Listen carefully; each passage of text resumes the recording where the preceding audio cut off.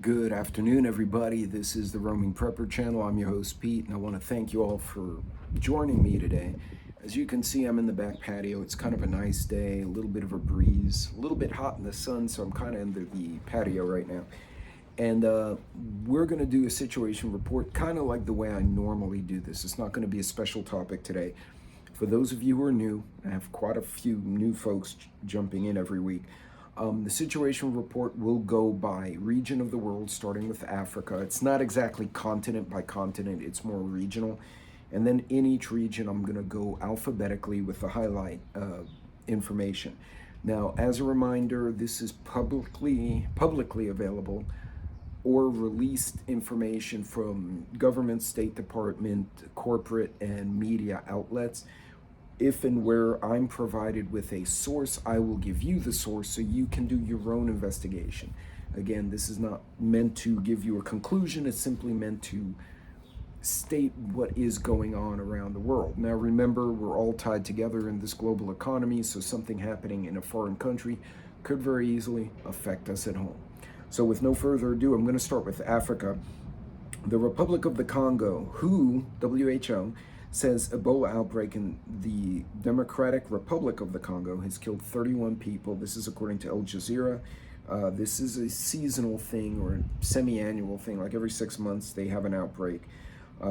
Again, if you're going overseas, you need to be really cognizant, especially in the emerging countries or the impoverished countries like the Congo. The World Health Organization has announced that 31 people have died from Ebola in the DRC this month, which means there's probably several hundred, if not several thousand, who are sick. Typically, this is a result of infected fluids contact. So avoiding infected fluid and contaminated water is important. And this speaks to the very important preparedness topic of hygiene and maintaining field hygiene. Don't pee in the water you drink. Don't poop where food is grown, stuff like that. Anyway, moving on. Malawi presidential elections, candidates proclaim victory before any official results. This is according to Africa News. The parties of the two main candidates in Malawi's presidential election declared victory Thursday, drawing rebukes from the Electoral Commission, which has yet to announce the results. In the Sudan, rebel drone strike kills dozen. This is from the DW. Dozens of people were killed after Sudan's rapid support forces struck a mosque at a displaced persons camp in Darfur, medical and aid workers said Friday. Now, the Sudan is in the midst of a true insurrection. At this point, it's a civil war. And what I find interesting is that smaller countries and groups are utilizing drones to attack each other. What we saw on October 7th in Israel, what we saw in Ukraine and Russia, is now, I guess, cascading down, trickling down to smaller entities. And this is something that's concerning because you can buy a commercial drone here in the States, you put something nasty in it, and you fly it at somebody, and you could actually hurt them. And that's assuming we're not just, we can't stop fentanyl and cocaine from coming over the border, even though we've cut it down quite a bit. People could smuggle in drones, big drones. And keep in mind, you can assemble a drone, right? So you can ship it in pieces and smuggle it in pieces, and then somebody assembles it and commits a crime. So this is something we're going to have to watch for going forward here in the Western world, especially in the US, Canada, and Mexico, because the cartels are already using drones, but more for surveillance and counter surveillance, not in a combative, kinetic nature. But this is a concerning one for me. Mark my words on that. Moving on, East Asia and Pacific, Burma. The Myanmar junta launches a major offensive to retake the main coastal highway. This is from a newspaper called the Irrawaddy, Irrawaddy. Myanmar's military regime has launched a major offensive to recapture Union Highway number 8, a key eastern route linking Mon State to Tanithiari region, sparking almost daily clashes with resistance forces across several townships. I do want to point out, a true civil war will not be like North versus South, blue and gray, like we saw in the American Civil War. That was actually an exception rather than the typical. The truth of the matter is, we will probably in the event of a civil breakdown, and I'll try to do some videos on that in the near future, we will see a lot of regional violence if we broke down into a civil war. And that's also an indicator of the beginnings of civil unrest, is when you see something more than an assassination or a targeted attack on a person. You see the burning down, then you start seeing more advanced, evolved attacks. And I'm bringing a lot of these forward because we're at a turning point, no pun intended, with the United States right now. And I could very easily see certain people who have chronically used violence to progress their views, suddenly deciding that let's escalate the violence. And remember, it may not even be Americans. It could be Chinese, Russian, other operatives from other countries. It's in the best interests of other countries to cause unrest here. So for those of you, US, Canada, we're not out of the woods by any means. And those of you following me from the UK, you guys have your hands full right now. So, but keep in mind, you can't stop the illegal migrants and the drugs and etc. Drones and other equipment can indeed get into your country. So moving on, Philippines Ghost Flood Project leaves residents stranded. This according to Channel News Asia. The dike meant to protect the Philippine town cost taxpayers nearly $2 million. But when the minister visited this month, he found little more than dirt hastily dumped along the riverbanks. Classic corruption. Somebody walked off with $2 million, which is a lot of money in the Philippines, and didn't do their job. Europe. How many terrorist attacks did the EU record? This is from Euronews. According to Euronews, a total of 58 terror attacks were reported by 14 member states in 2024. This marks a halving compared to 2023, when 120 attacks were reported, according to the EU. Now, part of that may be better enforcement. Part of it may be the countries finally getting frustrated and kicking out anyone who's accused of being a troublemaker. They're sending them away. So that doesn't mean they're out of the woods yet. Again, if they can't stop people, they may not be able to stop drones and other weaponry from coming in. Moving on, efforts to punish Israel over Gaza are growing sports and cultural arenas, according to the Associated Press. A major cycling race in Spain was disrupted by protests against an Israeli team. A basketball game in Poland was preceded by fans booing the Israeli national anthem, and several European countries are threatening to boycott a signature entertainment venue. So, fifth generation warfare involves not only attacking, cyber attacks, hacking, sabotage, all that classic stuff, but creating rifts and divisions within a country before you even engage them. So if you have this many issues in the country, it makes it very easy with law enforcement and the military and the intelligence machine distracted to commit worse acts of terrorism. So I don't think that's over yet by any means, although I'm happy to see the number went down. Moldova, ahead of a crucial snap election in Moldova, Transnistrians remain uncertain.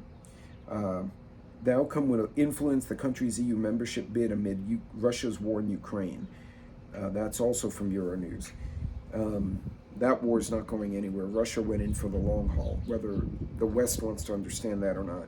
Middle East, North Africa, Israel, Lebanon. Israel resumes attacks on Hezbollah's strongholds in the south, north of Litani River. According to Arab News, the Israeli military launched a series of airstrikes on Thursday evening, targeting areas south and north of the Litani River, after issuing urgent warnings for residents to stay away from 6 designated locations. They're telling people and then they're bombing them. So I guess that's a good thing. Unusual to see, but it's not wrong. Jordan Palestinian territories. Aid driver kills 2 Israeli military personnel at the Jordan border crossing, according to Reuters. A driver bringing humanitarian aid from Jordan for Gaza opened fire and killed 2 Israeli military personnel at the Allenby Crossing into the West Bank before being killed by other security forces. Attacks like that are going to make it very hard for aid to get into Gaza or Palestine. Of course, you won't hear anything about it in the main news. I'm kind of shocked Reuters even reported it.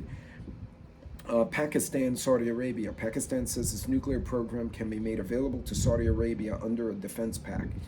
according to AP News. Pakistan's defense minister said his nation's nuclear program will be made available to Saudi Arabia if needed under the country's new defense pact, marking the first specific acknowledgement that Islamabad had put the kingdom under its nuclear umbrella.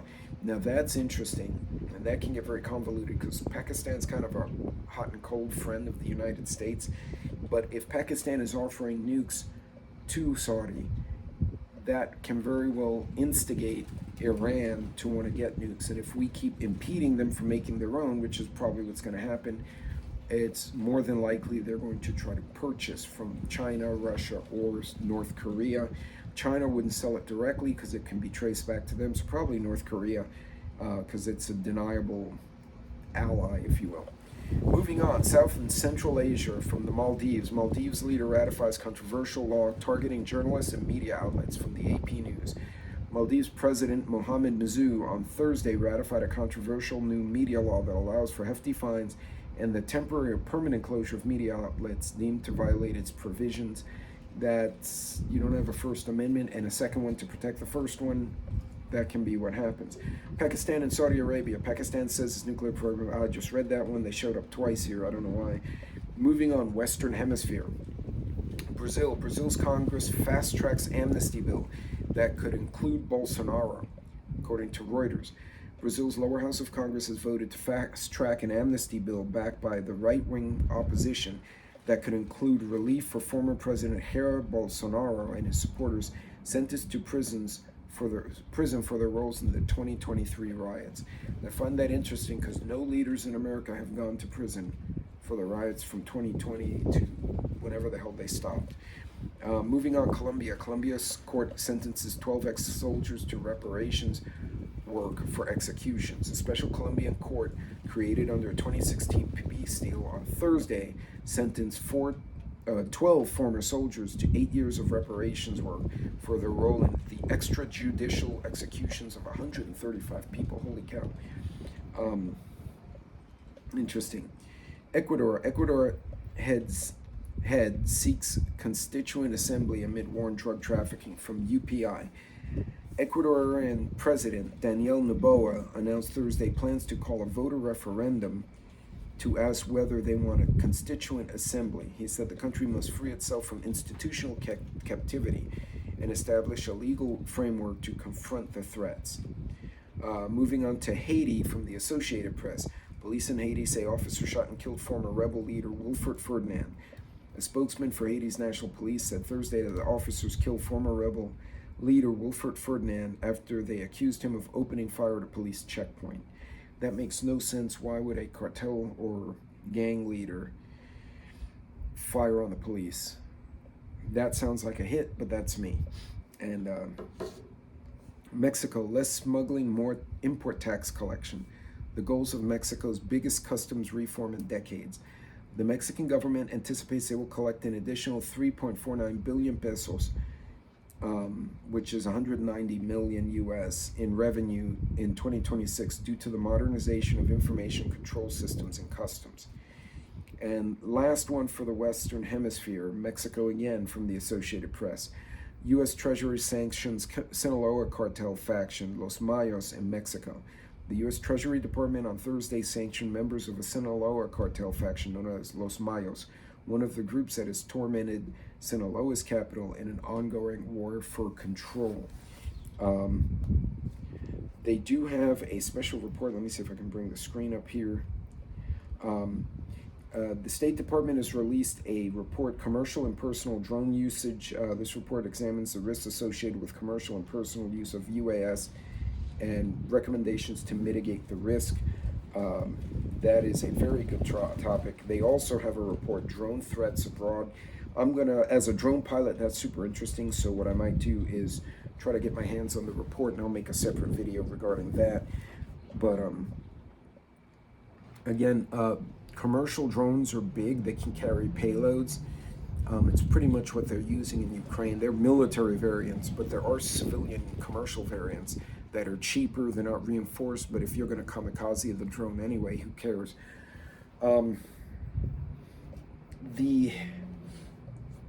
A lot of this stuff is concerning. I really don't like seeing these repeated, the terrorist attack mentions, as well as drone strikes by smaller groups, because it's completely possible to, I don't know, fly a bunch of drones into the Super Bowl, right? The Super Bowl is meant to protect against cars and terrorist shooting and bombs. What about flying things? You know, there's a lot of things you can do. Most of our power plants are not protected, certainly not from air attack, much less very well from ground attack. These are things you have to be familiar with. I would recommend, if you get a chance, be familiar, sorry for the wind, be familiar with the areas around your home and places you travel with regards to the placement and location of power plants, electrical stations, water treatment plants, reservoirs, because all of these could conceivably become targets in the event either a domestic incident occurs or an incident is provoked domestically by foreign operatives. I think it's really important for everyone to make sure you have a get-home bag. You may want to be prepared to bug out depending on where you live, especially in like California where fires occur. Or if you're traveling, you need to be able to get on foot back to the airport or somewhere safe. If you do go overseas, also know where the embassies are and how to get to them at all times, because something goes wrong, they'll evacuate the embassy, but if you're there and nobody knows you're in this other country, you're kind of on your own. In any case, folks, that is, whoops, I almost dropped my daggone drink. That is it for the situation report for this week. I want to thank you all for joining me again. I hope this was informative. And again, remember, we're all tied together one way or another, even if it's not something direct to us, like these drone attacks. Bad players watch this and they learn. So you guys be good, be safe, be careful out there, plan your trips, plan your house, and I will see you on my next video. Thanks again.